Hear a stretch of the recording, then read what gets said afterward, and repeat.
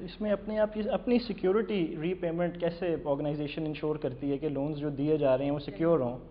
تو اس میں مطلب آپ کا سیکیورٹی کا کیا میکنزم استعمال کرتے ہیں؟ جی سیکیورٹی کے دیکھیں جی، جیسے میں نے آپ کو بتایا کہ مائکرو فائنانس میں فزیکل کولیٹرل تو میں نے آپ کو پہلے ہی بتا دیا، سوشل کولیٹرل کا کانسیپٹ ہم سنتے رہتے ہیں کہ جی اس کے 3-4 طریقے ہوتے ہیں، اور ہمارے کیس میں ہمارا پہلا جو کولیٹرل کا طریقہ ہے وہ ہے اس کی بزنس۔ سو رننگ بزنس جو ہے اس کو ہم ایویلویٹ کرتے ہیں، اس میں سے دیکھتے ہیں کیش فلوز کتنی آئیں گی، کیا پاسبلٹی ہے، کیسے وہ اس کو چلا رہے ہیں۔ تو پہلا تو ہم بزنس کولیٹرل، اس کا رننگ بزنس کولیٹرل ہوتا ہے۔ اپنے کوئی آپ اس کے اوپر لین کریٹ کرنے میں تو آپ کرتے نہیں، تو how will you enforce in case if it comes? Enforcement is a social contract. the first level of enforcement is کہ the money جو آپ سرمایہ دے رہے ہیں وہ بزنس میں لگے، اور بزنس میں ہم پارٹنرشپ کرتے ہیں ان کے ساتھ. So we are actually contributing to that business. And if the money is not used in a business, that can become a problem in the recovery. The second stage of collateral is that ہم ایک چھوٹا group بناتے ہیں 5 لوگوں کا جو ایک دوسرے کو جانتے ہیں تاکہ وہ ایک دوسرے پہ نظر رکھ سکیں، اور ان کیس کوئی پرابلم آتا ہے تو وہ مل کے اس کا مسئلہ جو ہے حل کرتے ہیں ہمارے ساتھ، یا پریشرائز کر سکیں اس کو اور make the person as a social out cost اگر وہ نہیں کرتے. We don't do that.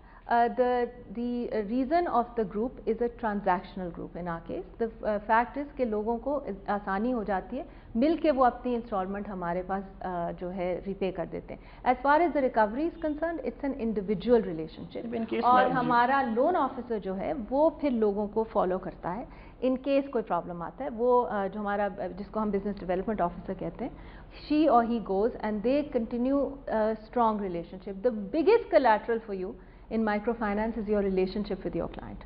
تو ہمارے کیس میں we make sure کہ ہم we know the client really well.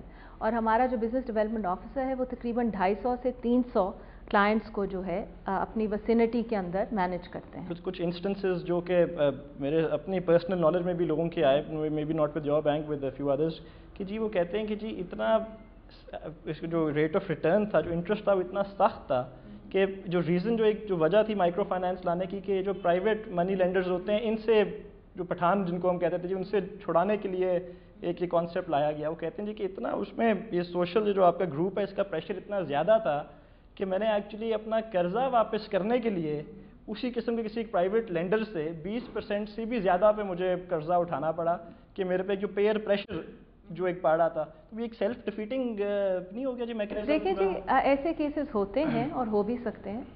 اس کے اوپر جیسے میں نے آپ کو بتایا ہمارے کیس میں ایک کمپلائنٹ گریونس سیل ہے، ہمارا ایک نمبر ہے جس پہ کوئی بھی کمپلینٹ ہو تو کلائنٹ ہمیں کال کر سکتا ہے.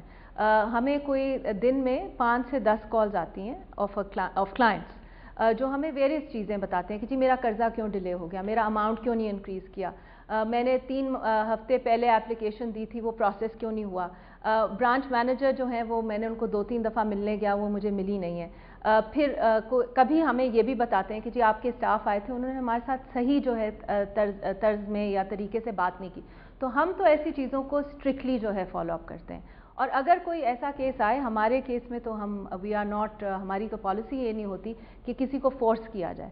ہم کیپٹل ریکوری لونز بھی دیتے ہیں جی ان کیس آپ کا، جس طرح میں آپ کو بتاتی ہوں گوجرا میں جب وہ رائٹس ہوئی تھیں اور جب فلڈز آئے تو ہم نے بہت سے قرضے جو تھے وہ ری شیڈیول کر دیے.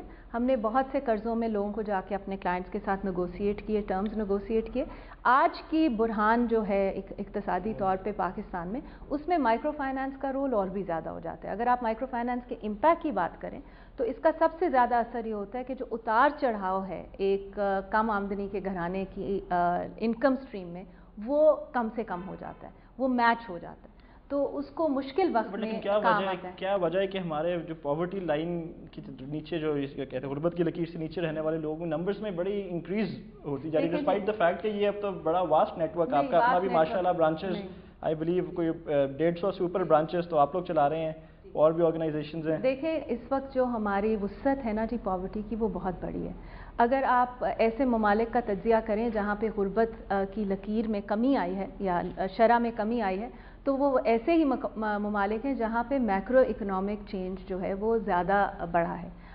مائکرو فائنانس ایک گھرانے کو انکم جنریشن دے سکتا ہے. مائکرو فائنانس ایک گھرانے کو پورے ملک کی جو اقتصادی صورتحال ہے اس کو نہیں بدل سکتا. افراط زر ہمارے کنٹرول میں نہیں ہے، گیس اور بجلی کا بحران ہمارے کنٹرول میں نہیں ہے، इंफ्रास्ट्रक्चर का लैक और उसकी गैप्स हमारे कंट्रोल में नहीं है, एजुकेशन के इश्यूज हमारे कंट्रोल में नहीं है। हम जो न्यू एंट्रेंट्स और जो लोग मार्केट में आ रहे हैं उनको जॉब्स तो प्रोवाइड कर सकते हैं, और वो भी अगर हमारे सेक्टर जो है वो बहुत बड़े, लेकिन ये रियासत का जो रोल है इसको हम किसी सूरत हाल में भी निगेट नहीं कर सकते। मैक्रो इकोनॉमिक डेवलपमेंट जब तक नहीं आएगी तब तक पॉवर्टी का इम्पैक्ट नहीं होगा। माइक्रो फाइनेंस इस वक्त पाकिस्तान में तकरीबन 20 लाख घरानों तक पहुंचा हुआ है। उन 20 लाख घरानों की अगर आप सूरत हाल देखेंगे उसका भी मैं आपको डिटेल बता सकती हूँ। हमने देखा है, इम्पैक्ट असेसमेंट्स की हैं और औरों ने भी की हैं, तकरीबन 30% कमी हो जाती है गुर्बत में अगर आप 4 साल माइक्रो फाइनेंस में रहें। तो एक घराना जो 4 साल वक्तन फ़वक्तन सरमाया लेके अपनी बिजनेस रेवेन्यूज़ इंक्रीज़ करता है, वो उनमें से 30% हाउस होल्ड जो हैं वो गुर्बत की शरह में से निकल जाते हैं, 70% रह जाते हैं, वो फिर वक्त के साथ साथ आगे निकलते हैं। तो इम्पैक्ट होता है उन हाउस होल्ड्स में जहाँ पर माइक्रो फाइनेंस क्या है। लेकिन अगर आप मैक्रो इकोनॉमिक की बात करें, जब तक गवर्नमेंट एक स्ट्रैटेजी, इकोनॉमिक स्ट्रैटेजी और स्ट्रॉन्ग प्लान नहीं लेकर आएगी तो तब तक हम अपनी गुर्बत का इश्यूज़ नहीं रिजॉल्व कर सकते।